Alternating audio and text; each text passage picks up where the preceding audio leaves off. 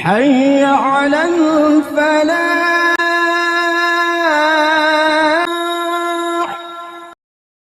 إن الحمد لله نحمده ونستعينه ونستغفره ونعوذ بالله من شرور أنفسنا ومن سيئات أعمالنا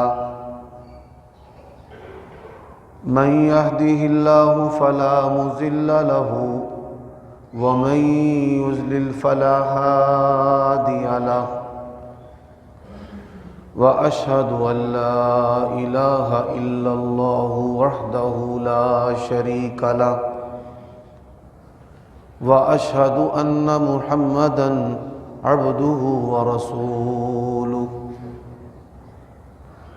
أما بعد فإن خير الحديث كتاب الله وخير الهدي هدي محمد صلى الله عليه وآله وسلم وشر الأمور محدثاتها وكل محدثة بدعة وكل بدعة ضلالة وكل ضلالة في النار.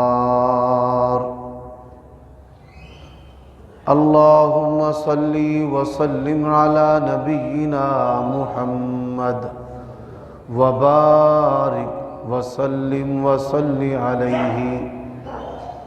أعوذ بالله السميع العليم وبوجهه الكريم وسلطانه القديم من الشيطان الرجيم.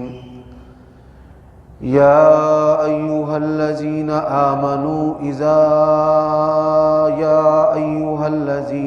آمنوا كتب عليكم الصيام كما كتب على الذين من قبلكم لعلكم تتقون. عیوب اور نقائص سے منزہ اور پاکیزہ تمام قسم کی حمد و ثنا اللہ وحدہ لا شریک لہ کے لیے، اور درود و سلام شفیع للمذنبین خاتم النبیین رسول کریم رؤوف الرحیم صلی اللہ علیہ وآلہ وسلم کی ذات اقدس پر. سامعین محترم، متصل گزشتہ جو خطبہ جمعہ میں نے یہ موضوع بیان کیا کہ ہم رمضان کیسے گزاریں، تو اللہ تبارک و تعالیٰ کی توفیق سے آج کے خطبہ جمعہ میں اسی موضوع کا جو بقیہ حصہ ہے وہ بیان کیا جائے گا. گزشتہ خطبہ جمعہ کے اندر میں نے جو باتیں آپ کے سامنے عرض کی تھیں ان کا جو خلاصہ ہے وہ میں آپ کے سامنے ابھی بیان کرنا ضروری سمجھتا ہوں.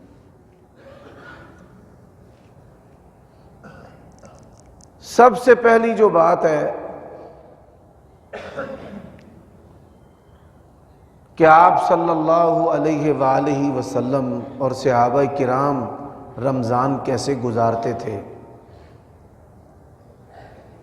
اگر تو آپ کے دل میں رمضان کے آنے کی خوشی، شوق اور عبادت کی رغبت ہے تو آپ کا ایمان سلامتی اور خیر پر ہے.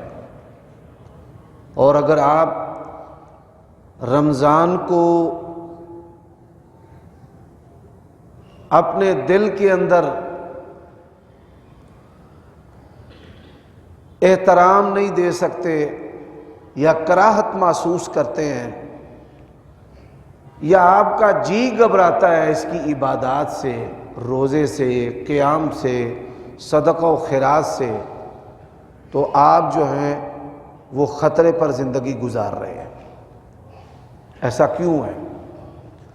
سیدنا ابو ہریرہ رضی اللہ تعالیٰ عنہ بیان کرتے کہ جب بھی رمضان آتا نبی علیہ الصلاۃ والسلام چند باتیں صحابہ کرام کو کہا کرتے تھے.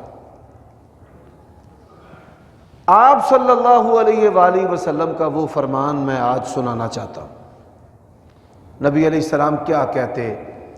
قد جاءکم رمضان شہر مبارک، رمضان آ گیا ہے جو برکتوں والا مہینہ ہے. افترض اللہ علیکم صیامہ، اللہ تبارک و تعالیٰ نے اس کا روزہ جو ہے وہ تمہارے اوپر فرض کر دیا ہے. تفتح فیہا ابواب الجنہ، جنت کے دروازے جو ہیں وہ کھول دیے جاتے ہیں، جہنم کے دروازوں کو بند کر دیا جاتا ہے، سرکش شیاطین کو جکڑ دیا جاتا ہے. اور اس مہینے کے اندر ایک رات ہے جو 1000 مہینے سے اللہ کے ہاں بہتر و افضل ہے. اور جو شخص رمضان کی خیر و برکات سے محروم رہ گیا، نبی علیہ الصلاۃ والسلام نے فرمایا فقد حرما، وہ بھلائیوں سے بد نصیب محروم رہ گیا ہے. سب سے پہلی جو چیز میں نے بیان کی کہ اللہ تبارک و تعالیٰ کی بارگاہ کے اندر یہ دعا کرنا کہ اللہ تبارک و تعالیٰ ہمارے لیے اس عبادت کو آسان بنا دے. اس دعا کے بغیر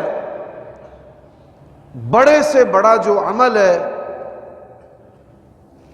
یا کوئی چھوٹی سے چھوٹی نیکی ہے، انسان اس کے کرنے پر قادر نہیں ہو سکتا. نیکی پر اگر توفیق ملتی ہے تو کس کی طرف سے ملتی ہے؟ اللہ تعالیٰ کی طرف سے. میں 2 مثالیں اس کی دینا چاہتا ہوں. پہلی مثال نبی علیہ الصلاۃ والسلام نے بیان کیا ہے. حضرت سلیمان علیہ الصلاۃ والسلام اللہ تبارک و تعالیٰ کے نبی بھی ہیں اور بادشاہ بھی ہیں. اور اللہ تبارک و تعالیٰ نے حضرت سلیمان علیہ الصلاۃ والسلام کو ایسی بادشاہت عطا کی ہے، قیامت کی صبح تک دنیا کے کسی انسان، بادشاہ اور سپر پاور کو وہ بادشاہت نہیں مل سکتی. رب حب لی ملکا لا ينبغی لأحد من بعدی. اللہ نے ہر نبی کو دنیا کے اندر یہ موقع دیا ہے کہ وہ جو بھی دعا کریں گے اللہ تبارک و تعالیٰ ان کی دعا کو پورا کرے گا. اور ہر نبی نے دعا کی. حضرت سلیمان علیہ الصلاۃ والسلام نے دعا کی، اے اللہ مجھے ایسی بادشاہت عطا فرمائیں میرے بعد وہ بادشاہت کسی کو نہ ملے. اللہ تبارک و تعالیٰ نے حضرت سلیمان علیہ الصلاۃ والسلام کی اس دعا کو پورا کر دیا. اللہ تبارک و تعالیٰ نے ان کو خلقی اور خلقی ایسے اوصاف عطا کیے ہیں کہ جدید سائنس بھی ان کا مقابلہ نہیں کر سکتی. قالت نملۃ یا ایھا النمل ادخلوا مساکنکم لا یحطمنکم سلیمان وجنودہ وہم لا یشعرون فتبسم ضاحکا من قولها. وائس فریکوینسی جو ہے وہ اتنی کمال کی اللہ نے عطا کی کہ چیونٹی جو ہے وہ چیونٹیوں سے بات کر رہی ہے اور اس کی یہ گفتگو حضرت سلیمان علیہ السلام کے کان سن رہے ہیں. جدید سائنس کی جدت اور تیزی جو ہے وہ حضرت سلیمان علیہ الصلاۃ والسلام کے اس خلقی وصف کا مقابلہ نہیں کر سکتی. لیکن حضرات آپ دیکھیے کہ سلیمان علیہ الصلاۃ والسلام کی 100 بیویاں ہیں. ان کی خواہش کیا ہے کہ میں 100 بیویوں کے ساتھ شب باشی کروں، 100 میرے بیٹے پیدا ہوں اور وہ اللہ کی راہ کے اندر جہاد کریں، مجاہدین کا جتھا اور جماعت اپنے گھر کی ہو. اب نیت بھی بڑی اچھی ہے کہ اللہ کی راہ میں جہاد کرنے کے لیے اپنے بیٹے، اور اس کی خواہش یہ بڑی نیک خواہش ہے اور بڑا نیک مقصد ہے، لیکن اس نیک خواہش اور مقصد کے اندر اللہ تبارک و تعالیٰ نے نتیجہ ان کو ان کی مرضی کا عطا نہیں کیا۔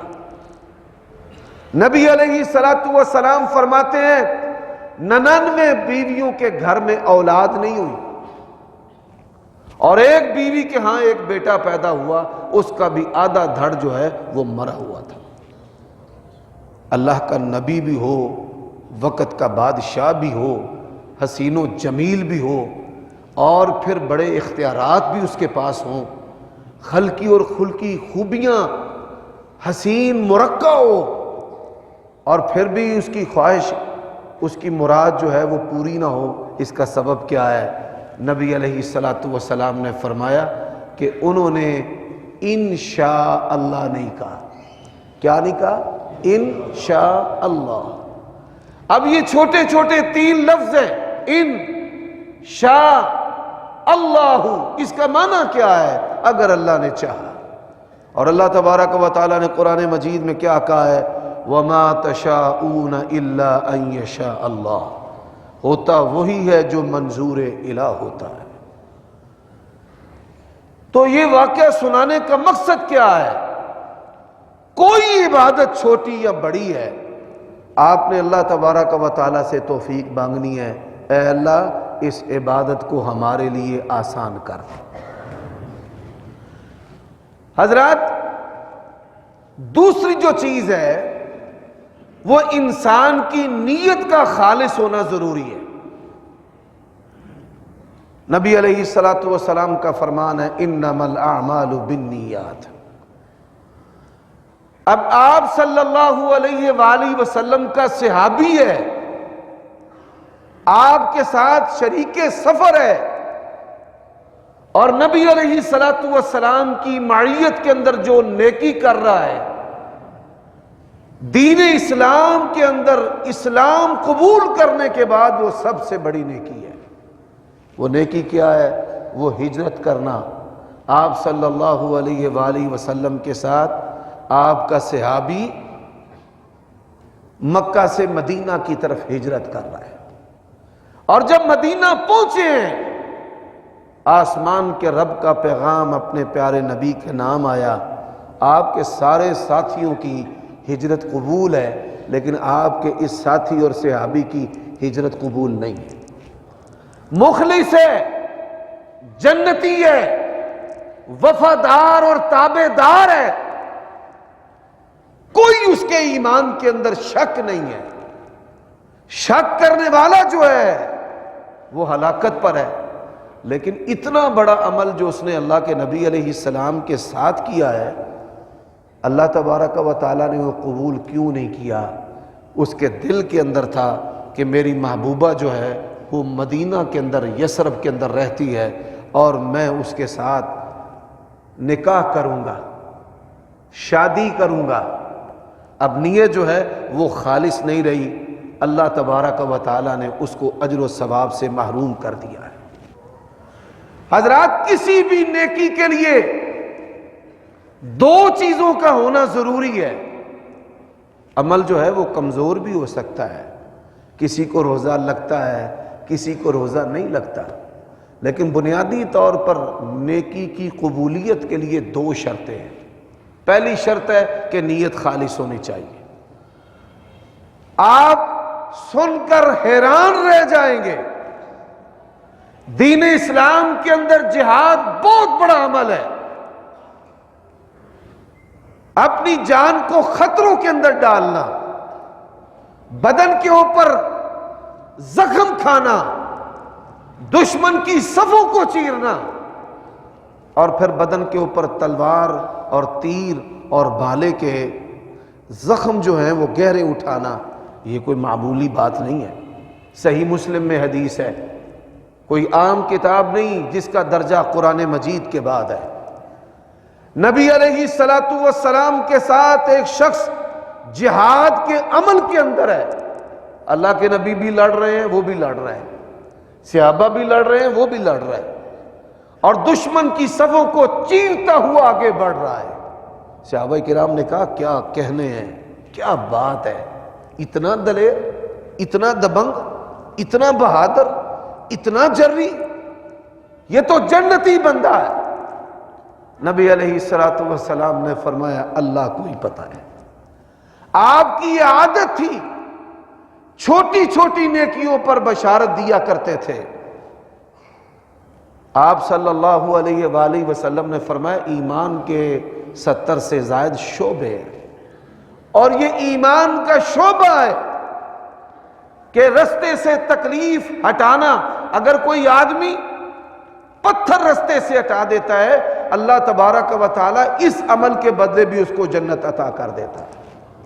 حتیٰ کہ رسول اللہ صلی اللہ علیہ وسلم نے فرمایا تنکا پکڑ کر مسجد سے باہر نکالتا ہے، اللہ تبارک و تعالی اس عمل کے بدلے بھی بندے کو اجر و ثواب عطا کرتا ہے۔ میرے بھائیو دوستو، جب اللہ کے نبی نے کہا کہ اللہ کو ہی پتہ ہے کہ جنتی ہے یا نہیں ہے، صحابہ کرام کہتے ہیں ہمیں کھٹک جو ہے وہ محسوس ہوئی کہ کوئی بات ہے جس کی وجہ سے نبی علیہ السلام نے اس کو جنتی نہیں کہا، نہیں تو آپ کی یہ عادت تھی۔ اور من احب ان ينظر الى رجل من اہل الجنہ فلینظر الى هذا۔ صحابہ کرام کی جماعت بیٹھی ہوتی تھی، اللہ کے نبی فرمایا کرتے کہ جو تم میں سے چاہتا ہے جنتی بندے کو دیکھ لے، وہ جا رہا ہے اس کو دیکھ لو۔ یعنی نبی علیہ السلام خود صحابہ کرام کے بارے میں تعین کیا کرتے تھے کہ یہ شخص جنتی ہے۔ لیکن یہاں پر اللہ کے نبی نے کہا کہ اللہ کو ہی پتہ ہے۔ صحابہ کرام کہتے ہیں لا حول ولا قوت الا باللہ، صحابہ کرام کہتے ہیں ہم نے ٹو رکھی اس کی، اس پر نگاہ رکھی کہ یہ بات اللہ کے نبی نے کیوں کہی ہے کہ اللہ ہی جانتا ہے۔ فرمایا وہ زخموں سے چور ہو گیا، اور زخموں سے چور ہونے کے بعد اس کے بدن پر بڑے زخم آ گئے، تلوار کے، بھالے کے، تیروں کے، اور وہ تکلیف برداشت نہیں کر سکا، اور بالآخر اس نے اپنا نیزہ اپنے ہی دل کے اوپر مار کر خودکشی کر لی۔ حضرات، اس حدیث کو سنانے کا مقصد کیا ہے؟ نیکی کی قبولیت کے لیے دو شرطیں ہیں۔ ایک، نیت جو ہے وہ خالص ہونی چاہیے کہ میں یہ عمل کس کے لیے کر رہا ہوں، اللہ کے لیے کر رہا ہوں، اور دوسرا نیکی کا جو انجام ہے وہ اچھا ہونا چاہیے۔ اگر آپ اچھا انجام چاہتے ہیں تو میری ایک گزارش ہے بڑے ادب کے ساتھ، فی زمانہ یہ افطار پارٹیاں جو ہیں ان سے آپ بچ جائیں۔ اگر آپ ان روایتی افطار پارٹیوں سے نہیں بچیں گے، آپ کا روزہ جو ہے وہ اچھے انجام کے ساتھ اختتام پذیر نہیں ہوگا، ضائع ہو کے رہ جائے۔ یہ موجودہ جو افطار پارٹیاں ہیں کئی گناہوں کا مجموعہ اور مرکب ہے۔ روزے کا مقصد تقوی ہے، تقوی جو ہے خود بھوکا رہ کر دوسرے کو کھلانے کا عمل ہے، اور یہاں پر ہر کوئی جو ہے وہ کھانے پر دوڑتا اور ٹوٹتا ہے اور بوٹیوں پر جھپٹتا ہے۔ حضرات، روزہ جو ہے یہ ہمیں فرائض کی پابندی سکھاتا ہے، اور ہم دکانوں اور مکانوں اور ہوٹلوں پر اور کھانے پینے کی جگہوں پر کھانے پینے کے شوق کے اندر زبان کی لذت کے لیے، چسکوں کے لیے فرض نمازوں کی پرواہ نہیں کرتے، اور مسجدوں کے اندر جا کر باجماعت نماز ادا نہیں کرتے۔ اللہ کے نبی علیہ السلام آپ کو باجماعت نماز کتنا پسند؟ رسول اللہ صلی اللہ علیہ وآلہ وسلم آپ نے فرمایا میرا جی چاہتا ہے کہ امام کو کھڑا کروں اور جو لوگ جماعت سے پیچھے رہتے ہیں ان کے گھروں کے اندر جا کر آگ ڈال دوں، اور ہم جو ہیں وہ اس بات کی پرواہ ہی نہیں کرتے۔ میرے بھائیو دوستو، پہلا جو سبق ہے وہ تو ہے کہ نیت خالص کریں اور اللہ سے دعا کریں کہ اللہ تبارک و تعالی آپ کے لیے اس نیکی کو آسان بنائے۔ دوسرا جو ہے، روزے کا جو اختتام ہے وہ اچھا کریں۔ وہ اچھا کیسے ہوگا؟ نبی علیہ السلام نے فرمایا کہ بعض اوقات ایسے ہیں کہ جن گھڑیوں کے اندر انسان جو بھی دعا کرتا ہے اللہ تبارک و تعالی اس کی دعا کو قبول کرتا ہے۔ ہم کتنے غافل ہیں، یہ بات یاد رکھیں۔ میں نے آج ایک جگہ صبح کے درس کے اندر یہ بات کہی ہے، اگر آپ کی زندگی کے اندر آپ کی شرمگاہ کی حرام لذت ہے، آپ ساری زندگی اللہ تبارک و تعالی اور اس کے رسول کی محبت کی لذت حاصل نہیں کر سکتے۔ اور اگر آپ کے دماغ کے اندر کھانے پینے، اس کے ذائقے اور اس کے چسکے اور اس کی فکر اور اس کی طرف توجہ ہے، یقین جانیے آپ کی عبادت کی طرف کبھی توجہ ہو ہی نہیں سکتی۔ جب تک دماغ کے اندر کھانا پینا چلتا رہے گا، یہ دماغ آپ کو کبھی بھی آپ کے رب کے سامنے کھڑا نہیں ہونے دے گا۔ یہی وجہ ہے ہم عبادات کی پرواہ نہیں کرتے، جینے کے لیے نہیں کھاتے، ہم کھانے کے لیے جیتے ہیں۔ پیٹ بھر کر کھاؤ، اور پھر یہ جو پیٹ ہے کہ جس کے بارے میں اللہ کے نبی نے فرمایا کہ اس کو قبر کی مٹی بھر سکتی ہے اور کوئی چیز نہیں بھر سکتی، جب یہ بھر جائے گا آپ کو فرض نماز بھی نہیں پڑھنے دے گا، آپ کو تراویح بھی نہیں پڑھنے دے گا۔ تو بھائیو دوستو، قبولیت کے جو اوقات ہیں، قبولیت کے وقت جو ہیں، یہ وقت بھی قبولیت کا ہے۔ آپ اللہ کے گھر میں بیٹھے ہیں، رمضان کے مہینے میں ہیں، میں ایک منٹ کے لیے خاموشی اختیار کرنے لگا ہوں، اللہ کی تعریف کریں۔ یا رب لک الحمد کما ینبغی لجلال وجہک۔ آپ کو اللہ کی تعریف آتی ہے نا تو کہیں الحمدللہ رب العالمین۔ آپ درود پڑھیں اللہم صلی علی محمد وعلی آل محمد۔ آپ کوئی دعا کریں، جو بھی آپ کی حاجت ہے۔ یہ بارش کے نزول کے وقت دعا قبولیت کا یہ وقت ہے، دعا کی قبولیت کی گھڑی ہے۔ آپ دعا کریں، پھر اس کے بعد میں انشاءاللہ اپنی بات کو جاری کرتا ہوں۔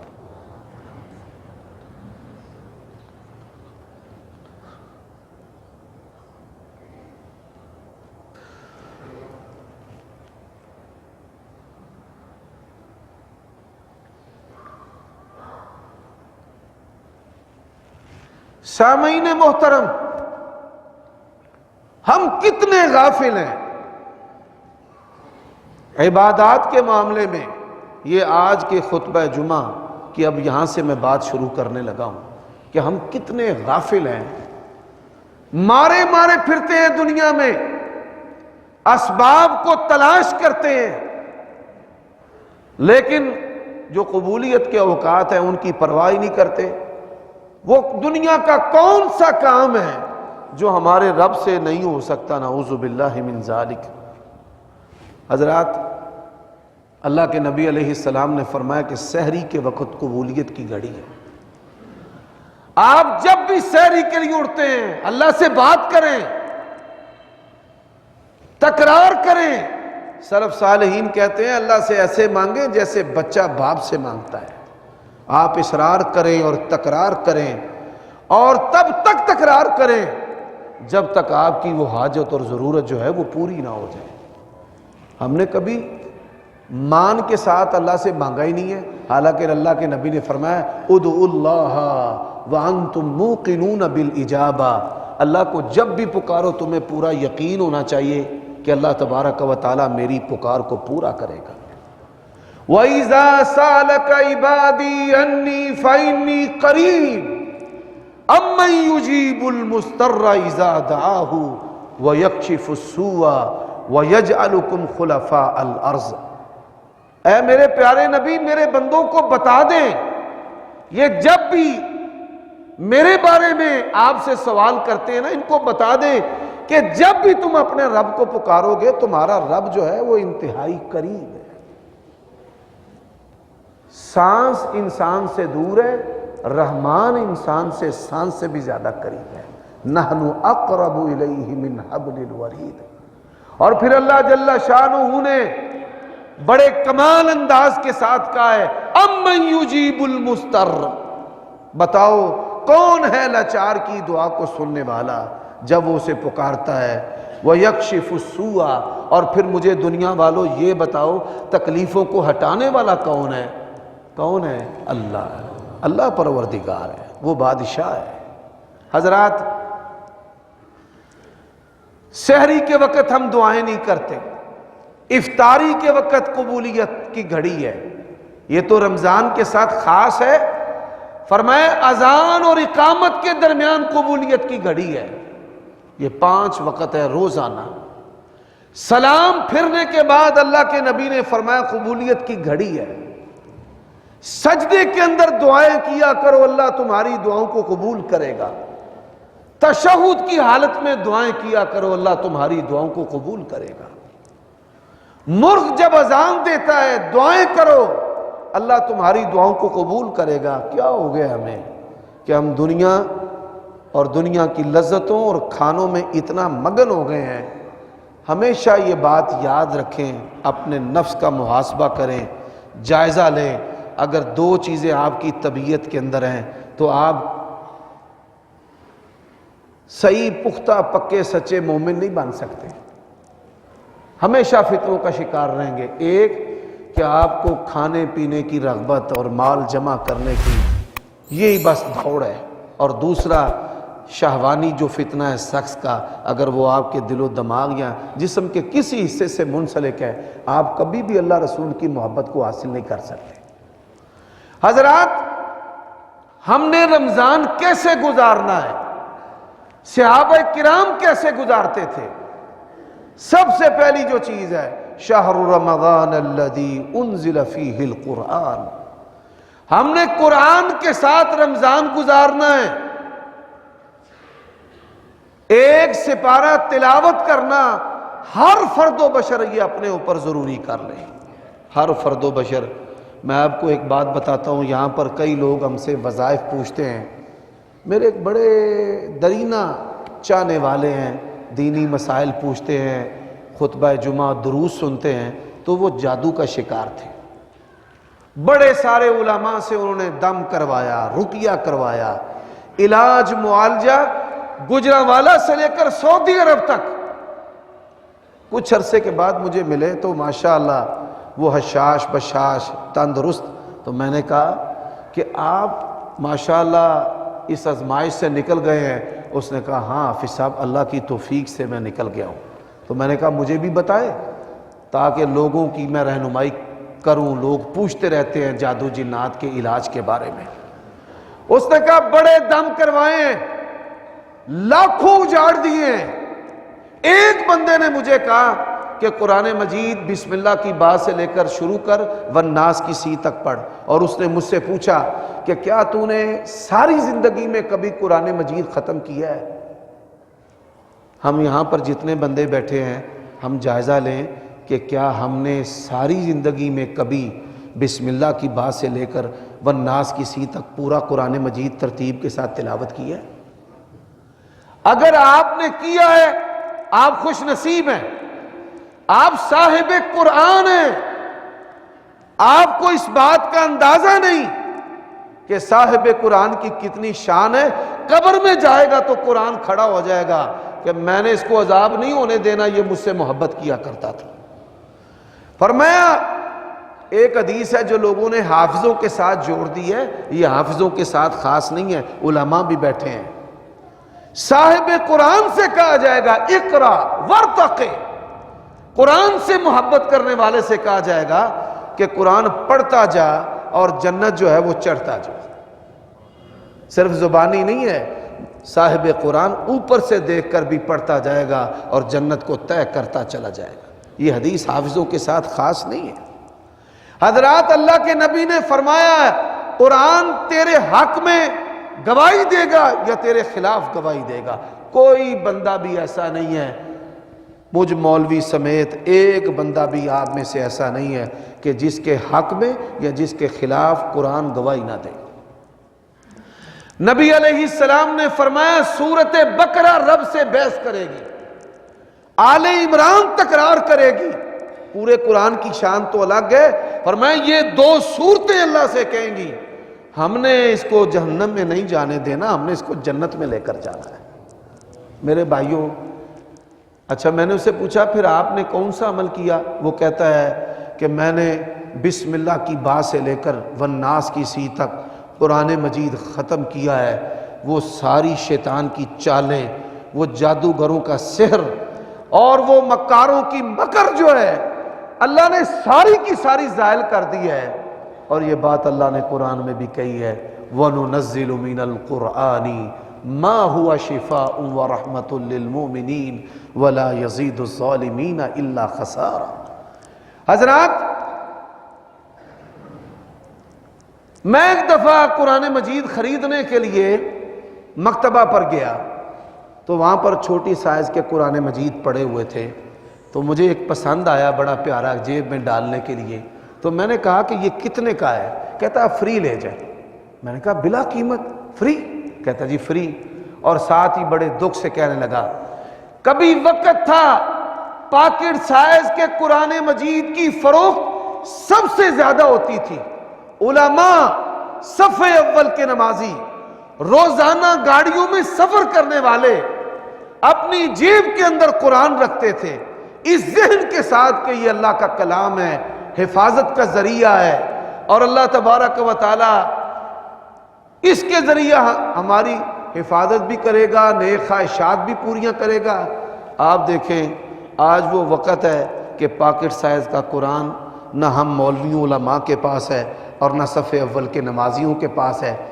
جب آپ پہلے سفر کرتے تھے گاڑیوں میں آپ کو ایسے افراد نظر آتے تھے کہ جن کے ہاتھ کے اندر یاسین ہوتی تھی، 5 سورہ ہوتا تھا، پاکٹ سائز کا قرآن ہوتا تھا، لیکن یہ یکسر جو ماحول ہے ختم ہو چکا ہے۔ میں بڑے افسوس سے کہنا چاہتا ہوں، جامعہ محمدیہ کی انتظامیہ بھی سنیں، آپ بھی سنیں، یہ بات آپ کے لیے بھی ہے۔ مولانا محمد اسماعیل سلفی رحمت اللہ علیہ وہ کیا کہا کرتے تھے کہ مولوی وہ ہے، یہ بات آپ نے کئی مرتبہ سنی ہے، کہ جو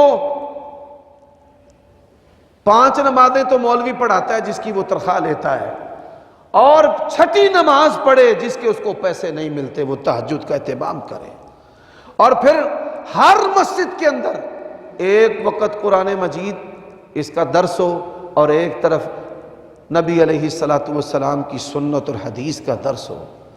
آپ دیکھیں آج شہر میں آپ مختلف علاقوں سے محلوں سے آتے ہیں، اللہ کے لیے آج کے بعد یہ ترلا جا کر اس مسجد کے صدر کا کرنا، خطیب کا کرنا، امام کا کرنا، آج گھروں میں قرآن پڑھنا تو بڑی دور کی بات ہے، مسجدوں کے اندر قرآن کا درس نہیں ہوتا۔ اب یہ دیکھیں ہیڈ کوارٹر ہے شہر میں، اور بالواسطہ بلا واسطہ جو ہے وہ مساجد اور علماء اس ادارے سے فیض یافتہ ہے، لیکن کوتاہی کیا ہے کہ یہاں سے لے کر عام مسجدوں تک ایسی مار وگی ہے کہ قرآن مجید ترجمہ کلاس بھی ختم ہے، قرآن کے دروس بھی ختم ہے، اور حدیث کے جو دروس ہیں وہ بھی ختم ہے۔ تو پہلی جو نصیحت ہے، آپ نے قرآن مجید کے ساتھ رمضان گزارنا ہے، اور 5 قرآن مجید کے آپ پر حق ہیں۔ کتنے حق ہیں؟ 5 حق ہیں۔ پہلا حق ہے قرآن مجید کا ادب کرنا۔ اچھا آپ دیکھیں ہماری مسجدوں کے اندر پھٹے پرانے دھول سے اٹے ہوئے قرآن مجید پڑے، اگر یہ کام کوئی کافر کرتا، ہم نے اپنے ایمان کا اظہار کرنا تھا، بندہ مارتے تو ہم فوراً مومن بن جاتے ہیں نا، بندے کے خون کی تو پرواہ نہیں کرتے، کسی کو کافر اور گستاخ بنانے میں 1 سیکنڈ نہیں لگاتے۔ حضرات قرآن مجید کا ادب کرنا، اس کے ادب میں سے یہ بات بھی ہے، ہمارے گھروں کے اندر قرآن مجید لپیٹے ہوئے پڑے ہیں اور ان کے اوپر اتنی اتنی دھول پڑی ہے۔ جاؤ جا کر دیکھ لینا، اگر تمہارے گھروں کے اندر رب کی کتاب قرآن مجید، وہ کتاب کہ جس نے محمد ابن عبداللہ کو رسول اللہ بنایا ہے، اگر اس کے اوپر دھول پڑ گئی سمجھ تیری تقدیر پر دھول پڑ گئی۔ تو اس کا ادب کرنا۔ دوسری جو چیز ہے قرآن مجید، اس کی تلاوت کرنا۔ اللہ تبارک و تعالیٰ نے فرمایا الذین آتیناہم الکتاب یتلونہ حق تلاوتہ اولئک یؤمنون بہ۔ علماء، قراء، حفاظ جتنے یہ دین میں ذمہ دار اور ٹھیکیدار ہیں نا اتنے ہی آپ بھی ہیں۔ فرمایا کہ جن کو ہم نے کتاب دی ہے نا اس کو پڑھتے ہیں جس طرح پڑھنے کا حق ہے۔ پہلے کیا تھا، ہمارے گھروں میں دادی ماں قرآن مجید کی تلاوت کرتی تھی، بڑے سائز کا قرآن مجید ہوتا، تکیے پر رکھ کر اس کی تلاوت ہوتی، بیماریاں کم تھی، فتنے کم تھے، برکت بڑی تھی، ایک کمانے والا ہوتا تھا پورا گھرانہ کھاتا تھا۔ آج گھر کا ہر فرد کماتا ہے، پوری پھر بھی نہیں پڑتی۔ اس دور میں پڑھا لکھا ڈاکٹر بہت کم محدود ہوتا تھا، دور دور کوئی پڑھا لکھا MBBS ڈاکٹر جو ہے، اور کسی کے بچے کو اگر ڈاکٹر جواب دے دیتا تھا تو میں پوچھتا ہوں پھر اس کا علاج کیسے ہوتا تھا۔ اس کی دادی یا نانی اس بچے کو لے کر مسجد کے باہر کھڑی ہو جاتی اور نمازیوں سے کہتی کہ ڈاکٹروں نے میرے پوتے کو نواسے کو جواب دے دیا ہے، آپ میرے بچے کو پھونک مار دے۔ اور جب نمازی اس کو پھونک مارتے تھے تو اللہ تبارک و تعالیٰ اس کو شفا عطا کر دیتا تھا۔ میرے بھائیوں دوستو، پریشان نہ ہو، اگر آپ کو قرآن مجید پڑھنا نہیں آتا کوشش کریں۔ نبی علیہ السلام نے فرمایا کہ جو قرآن کا ماہر ہے نا وہ اس کو تو فرشتوں کا ساتھ نصیب ہونا ہے، اس کے دوست یار بیلی سنگی ساتھی رب کے فرشتے ہیں۔ اور جو بندہ قرآن مجید پڑھنے میں اس کو دقت پیش آتی ہے، شاک ہے، یتقا کا وہ اٹکتا ہے، فرمایا اللہ تبارک و تعالی جو ہے وہ اس کو دوہرا اجر عطا کرتا ہے۔ حضرات آپ یہ سن کر حیران ہوں گے، جس طرح موجودہ امام کعبہ ڈاکٹر عبد الرحمن السدیس وہ مسجد نبوی اور مسجد حرام دونوں کے امام بھی ہیں، محتمم متولی بھی ہیں، مشرف ہیں، ہیڈ انہوں نے بنایا ہوا ہے ان کو۔ ان سے پہلے عبداللہ بن سبیل جو ہے یہ حرمین کے متولی تھے، چیف تھے، ہیڈ تھے۔ پاکستان دورے پر آئے، پروٹوکول میں جو ان کو ڈرائیور ملا، ساتھی ملا، وہ یہ ہمارے ضلع کے اندر ایک گاؤں ہے اروپ، وہاں کا تھا۔ اروپ کے اندر جو مسلم مسجد ہے اس کا جو سنگ بنیاد ہے وہ امام کعبہ عبداللہ بن سبیل نے رکھا ہوا ہے۔ آپ یہ سن کر حیران ہوں گے۔ امام صاحب نے کہا کہ بھائی میں چاہتا ہوں تمہیں تحفہ دوں، کیا چیز پسند کرتے ہو؟ قیمتی تحائف ان کے ساتھ تھے، تو اس نے کہا جی میں کوئی تحفہ نہیں چاہتا، میرے پنڈ وچ آ کے مسجد دا سنگ بنیاد رکھ دے، یعنی میرے گاؤں میں آئے اور میرے گاؤں کے اندر آ کے مسجد کا سنگ بنیاد رکھ دے۔ اللہ تبارک و تعالیٰ کی شان دیکھیں، ایک عورت فوت ہو گئی، اس کا گاؤں میں نام تھا مائی بسم اللہ، بوڑھی تھی، کیا کرتی تھی؟ اس کو قرآن مجید پڑھنا نہیں آتا تھا، وہ انگلی پھیرتی اور کہتی بسم اللہ الرحمن الرحیم، بسم اللہ الرحمن الرحیم، قرآن مجید کی سطروں پر، اور جب صفحہ پورا ہو جاتا کہتی جو لکھا ہے حق اور سچ لکھا ہے، اس پر میرا ایمان ہے۔ یہ دیکھیں، یہ محبت دیکھیں، قرآن مجید پر جو انگلی پھیرنے والا ہے۔ یہ میرے دوست ہیں ڈاکٹر ارسلان صاحب، یہ بھی اروپ سے ہیں، قرآن مجید پہ انگلی پھیرنے والے۔ آپ دیکھیں امام صاحب آگئے، اودن مائی فوت ہو گئی، انہوں نے کہا جی ایک بوڑھی عورت ہے وہ فوت ہو گئی، اس کا جنازہ بھی پڑھا دیں، انہوں نے ساتھ جنازہ بھی پڑھا دیا۔ یعنی ایک قرآن سے محبت کرنے والی عورت کا جنازہ پڑھانے کے لیے اللہ تعالیٰ نے پری پلان امام کعبہ کو وہاں سے نکالا، پاکستان دورے پر لے کر آئے، سنگ بنیاد رکھا اور کہا میری بندی کا جنازہ بھی پڑھا کے جا۔ تو قرآن مجید سے محبت کریں حضرات، اس کو سننا بیمار دلوں کا علاج ہے، قرآن کا سننا۔ بیمار دل کون سے ہیں؟ لالچ سے بھرے ہوئے، حسد سے بھرے ہوئے، کینے سے بھرے ہوئے، دنیا کی محبت سے بھرے ہوئے، عورتوں کے لڑکوں کے حسن سے بھرے ہوئے، یہ بیمار دل ہیں، جس کے بارے میں اللہ نے قرآن میں کہا ہے یوم لا ینفع مال ولا بنون الا من اتى اللہ بقلب سلیم۔ قیامت کا دن ہوگا، کوئی چیز تمہارے کام نہیں آئے گی، رشتے یکسر بدل جائیں گے، یوم یفر المرء من اخیہ، آج جس کے پیچھے ماں باپ کو چھوڑا ہے وہ بیوی کہے گی اللہ اس کو جہنم رسید کر دے۔ ماں باپ نے بچوں کے لیے گناہ کیے ہیں، بچے کہیں گے اللہ ہمارے ماں باپ کو جہنم میں ڈال دے، ہمیں بچا لے۔ وہ فصیلتہ التی تووی، قوموں کا بت پوجنے والوں قیامت کے دن ڈوگر، رانے، ارائیں، ٹوانے، جٹ، بت اور شیخ کہیں گے اللہ اس کو جہنم میں گرا۔ برادریاں اس دن ہاتھ کھڑا کر دیں گی، تمہارے کام نہیں آئیں گی۔ اللہ نے قرآن مجید کے اندر کہا ہے نہ قوم، نہ قبیلہ، نہ برادری۔ وَمَن فِي الْأَرْضِ جَمِيعًا، وہ کیا کہے گا یا اللہ پوری دنیا نو جہنم سوٹ دے، مینوں بچا لے۔ فرمایا کلا، وہ رب ہے انصاف کرنے والا، یہ پاکستان کی عدالتیں نہیں کہ جہاں جو مرضی کر لو۔ تو حضرات سلامتی والا دل اس دن کام آئے گا، اور سلامتی والا دل اگر چاہتے ہو نا، اس کا ایک علاج ہے قرآن سنا کرو۔ قرآن سننا ہے، یہ قرآن کا حق ہے، تلاوت کرنا اور سننا۔ حضرات قرآن مجید کو پڑھنا، قرآن مجید کو سننا، پھر اس کو سمجھنا کہ رب نے کہا کیا ہے۔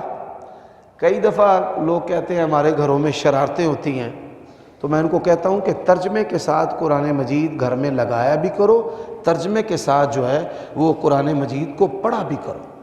ہمارے جو جنات ہیں اور قرین ہیں اور شیاطین ہیں جو گھروں میں، وہ ہماری زبان کے ہوتے ہیں، پنجابی زبان کے، اردو زبان کے، تو ان کے لیے قرآن مجید ترجمے کے ساتھ لگانا جو ہے وہ یہ آپ کو انتہائی فائدہ دے گا، اور پڑھنا بھی کہ اللہ تبارک و تعالیٰ نے کیا کہا ہے۔ حضرات پھر اس پر عمل کرنا، اس پر عمل کرنا۔ میں بڑے افسوس کے ساتھ یہ کہتا ہوں، اکثر لوگ کتابیں تقسیم کرتے ہیں، بانٹتے ہیں، بچیوں کو تحفے تحائف دیتے ہیں، طلباء کو دیتے ہیں۔ دنیا میں اس وقت انسانوں کی تعداد تقریباً 7.5 ارب کے قریب ہے۔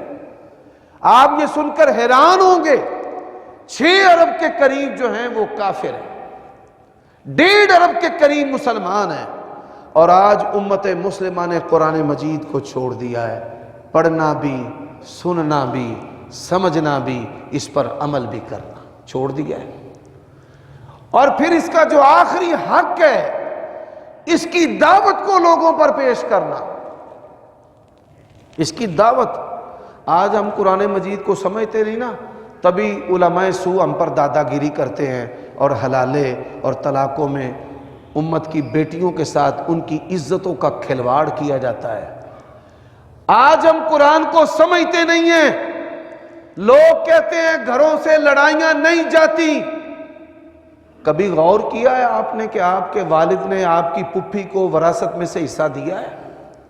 جب اس کا حق یہاں پر ہے اور ظلم ہے، تو پھر کیسے اللہ کے فرشتے آپ کے گھر میں رہیں گے؟ پھر کیسے جو ہے وہ شیاطین بسیرے نہیں ڈالیں گے؟ آپ یہ بتائیں۔ تو اگر قرآن مجید کو پڑھا ہوتا تو یہ وراثت کے فتنے اور یہ قتل و غارت جو ہے یہ جنم نہ لیتی۔ اگر قرآن مجید کو پڑھا ہوتا، کسی نوجوان کے اندر یہ جرت نہ ہوتی کہ وہ اپنے والدین کے علاوہ کسی لڑکی کو پرپوز کر لے۔ اگر قرآن مجید پڑھا ہوتا، اللہ کی قسم ہے کوئی لڑکی جو ہے وہ اپنے گھر سے کبھی نہ بھاگتی۔ آپ نے سب کچھ دیا اپنی بیٹی کو، آپ نے اس کو عزیز تر دل اور جان رکھا ہے، لیکن کیا آپ نے ساری زندگی بلوغت سے پہلے یا اس کے قریب یا اس کے بعد جو ہے اس کو قرآن مجید کا تحفہ بھی دیا ہے؟ قرآن مجید کا ترجمہ بھی اس کو پڑھایا ہے؟ آپ نے معلمہ کے ذریعہ، اس کی ماں کے ذریعہ اس کو قرآن سکھایا، پڑھایا، سمجھایا؟ کوئی مشکل نہیں ہے۔ 4 سورتیں ہیں، مرد بھی پڑھے، عورت بھی پڑھے۔ آج سے میری بیٹیاں اللہ تعالیٰ کی توفیق سے جب 10 سال کی ہوئی نا، تو میں نے ایک معلمہ اس کی ذمہ داری لگائی، اس کی جیب سے خدمت کی کہ میری بیٹیوں کو یہ 4 سورتوں کا ترجمہ پڑھا۔ ان کو ترجمہ آئے، فر تفسیر آئے۔ یہ 4 سورتیں جو بیٹی، بہن، ماں پڑھ لیتی ہے، نہ وہ اللہ کے حکموں کا خلاف کرتی ہے، نہ باپ کی عزت کے خلاف کرتی ہے، نہ خامد کی نافرمانی کرتی ہے، پہلی جو صورت ہے وہ صورت النساء ہے کہ اس کو پتہ چلے کہ اس کے رب نے اس کو کتنے حقوق دیے ہیں، کتنی عزت دی ہے، کتنا احترام دیا ہے۔ عورتوں کے حقوق کی بات کرنے والے، ان کے لیے بڑا غیر پارلیمانی لفظ ہے کنجر، یہ لفظ بھی ان کے لیے جو ہے معمولی ہے، وہ اتنے گندے اور پلید ہیں۔ سب سے زیادہ حقوق اگر دیے ہیں عورتوں کو تو کس نے دیے ہیں؟ اللہ تعالیٰ اور اس کے رسول نے دیے ہیں۔ عورت کو پتہ چلے کہ میں بے لگام نہیں ہوں، اللہ تبارک و تعالیٰ نے مجھے شرف، عزت، احترام، حقوق دیے ہیں۔ حضرات دوسری جو صورت ہے وہ صورت النور ہے۔ الزانیۃ لا ینکح الزانی لا ینکح الا زانیہ۔ صورت النور پڑھے، اس کے دل کے اندر ہیبت، حیا اور پاک دامنی کی جو قدر ہے وہ پیدا ہو جائے گی۔ حضرات وہ صورت احزاب پڑھے، اللہ تعالیٰ نے نبی کی بیویوں کو کیا حکم دیے ہیں؟ فَلَا تَخْزَانَ بِالْقَوْلِ فَيَطْمَعَ الَّذِي فِي قَلْبِهِ مرض۔ اللہ کی قسم میں یہ کہا کرتا ہوں، ہمارے رب کو ہماری ماؤں بہنوں کی آواز سے بھی محبت ہے، وہ کہتا ہے تمہاری آواز کا بھی پردہ ہے۔ پھر جو چوتھی صورت ہے وہ صورت حجرات ہے۔ لا یغتب بعضکم بعضا ایحب احدکم ان یاکل لحم اخیہ۔ عورتوں کی جو عادت ہے چغلی اور غیبت کرنا، اللہ تبارک و تعالیٰ نے حجرات کے اندر اس کی تربیت کر دی ہے۔ تو یہ چار صورتیں ہیں، النساء ہے، النور ہے، احزاب ہے اور حجرات ہے۔ یہ چار صورتیں آپ اپنی بیوی سے کہیں، آپ خود اپنی بیٹی کو پڑھائیں۔ دنیا کے اندر صرف ایک کتاب ہے، صرف ایک کتاب ہے جو باپ اپنی بیٹی کو، بھائی اپنی بہن کو اور بیٹا اپنی ماں کو پڑھا سکتا ہے، اکٹھے بیٹھ کے پڑھ سکتے اور سن سکتے ہیں، وہ صرف اللہ تعالیٰ کی کتاب۔ اما بعد فإن خیر الحدیث کتاب اللہ۔ تو میں یہ گزارش کروں گا کہ آپ نے رمضان قرآن کے ساتھ گزارنا ہے، نمازوں کے ساتھ گزارنا ہے۔ اتنا نہ کھائیں کہ آپ تراویح میں کھڑے نہ ہو سکیں، آپ نے تراویح کے ساتھ رمضان گزارنا ہے، آپ نے صدقہ و خیرات کے ساتھ رمضان گزارنا ہے۔ اللہ کے نبی تیز و تند ہوا کی طرح صدقہ و خیرات کرتے تھے۔ آپ نے کھانا کھلانے کے ساتھ رمضان گزارنا ہے، کھانا کھانے کے ساتھ نہیں۔ اگر آپ مجھ سے محبت کرتے ہیں نا، کسے مفدی روٹی تے نہ جایا جائے، کسے افطاری پہ نہیں جانا۔ آج اور اس سال سے یہ عزم کر لیں، اللہ کے نبی نے فرمایا جو سلامتی کے ساتھ جنت میں جانا چاہتا ہے نا، وہ چار خوبیاں پیدا کرے۔ افشو السلام، سلام کو عام کرے، جس کو جانتا ہے جس کو نہیں جانتا۔ وَأَطْعِمُ الطَّعَامَ، کھانے کھلائے۔ کیا کرے؟ کہ کھائے۔ یہ اشتہاروں پہ لکھ لکھ کرنا کھانے کا انتظام ہوگا، بیڑا غرق کر کے رکھ دیا ہماری نسل کا۔ یہ امت کھلانے والی ہے حضرات، یہ امت کھلانے والی ہے۔ میں نے گزشتہ جمعہ میں بھی کہا تھا کہ کافروں نے دیکھا کہ اسلام اتنی جلدی کیوں پھیلا ہے، اس کے اندر ایک عمل یہ تھا کہ یہ امت کھلانے والی ہے۔ کھلائیں، بانٹیں، جوڑ جوڑ کر نہ رکھیں۔ قیامت کا دن ہوگا، اللہ کے نبی نے فرمایا بندہ بھاگے گا، ایک خطرناک، خوفناک اور خوف صورت سام جو ہے اس پر مسلط ہو جائے گا۔ بندہ اس سے بھاگے گا، وہ کہے گا ادھر آ، وہ میں تیرا مال ہوں، تو نے مجھے جوڑ جوڑ کے رکھا ہے، آنا مالک انا کنزک، میں تیرا مال ہوں، میں تیرا کنز ہوں، کچھ بھی کام نہیں آئے گا۔ کتنا جاتے ہو اپنے باپ کی قبر پر تم؟ میں کتنا جاتا ہوں، آپ کتنا جاتے ہیں؟ دادے کی قبر کا ہمیں نہیں پتا کہ دادے کی قبر کدھر ہے، نانے کی قبر کدھر ہے، باپ کی کدھر ہے۔ 2-3 سال نہ جائیں تو اس قبر کے اندر کئی مردے ڈال دیے جاتے ہیں۔ ہم کتنا جاتے ہیں؟ بس غور کیجئے اللہ کے لیے کہ ہم اپنی ماؤں، وہ مائیں کہ جن کے دیکھے بغیر ہمارا دن نہیں گزرتا تھا، آج مہینوں سالوں گزر کے ہم اس کی قبر پر نہیں جاتے، تو مجھے بتائیں پھر کیا چیز آپ کے کام آئے گی؟ اللہ کے لیے اس بات پر غور کریں اور عبادات کے ساتھ رمضان گزاریں، اور صدقہ و خیرات کے ساتھ رمضان گزاریں، کھلانے کے ساتھ رمضان گزاریں، نرمی کے ساتھ رمضان گزاریں۔ اور آج کے خطبے کی آخری بات، صلہ رحمی کے ساتھ رمضان گزاریں، اور اللہ کے لیے بہن بھائیوں کے ساتھ ناراضگیاں ختم کر دو۔ یہ رشتے رب نے بنائے ہیں۔ ہر بندہ ہی میں دیکھتا ہوں اپنی ذات میں فرعون بنا ہوا ہے۔ وہ اللہ کے لیے آج اپنا جو جانور نفس ہے نا اس کو ذبح کر، بہن بھائی کس نے بھی تیرے ساتھ زیادتی کی ہے تو خود ہی اس سے رابطہ کر کے سلام دعا کر لے۔ ایسی چیزوں کے ساتھ آپ رمضان گزاریں گے، پھر آپ کو رمضان کا فائدہ نصیب ہوگا۔ اللہ تعالیٰ مجھے اور آپ کو عمل کی توفیق عطا فرمائے۔